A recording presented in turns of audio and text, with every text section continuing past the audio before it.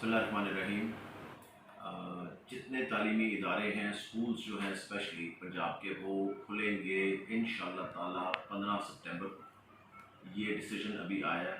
ये एक tentative date है।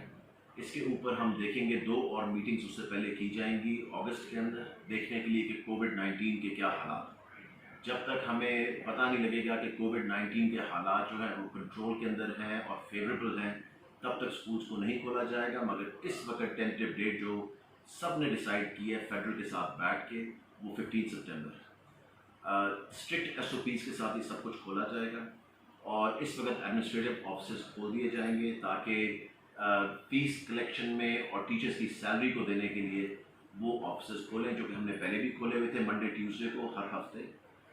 इंशाअल्लाह ताला पूरे एसओपीज़ के साथ हम 15 सितंबर को, हमारी पूरी कोशिश है हेल्थ डिपार्टमेंट के साथ हम डेली और वीकली बेसिस पे देख रहे हैं कोविड-19 के हालात, और जो भी बेस्ट फैसला होगा वो हम अपने बच्चों और अपने टीचर्स और उनकी फैमिलीज़ के लिए करेंगे।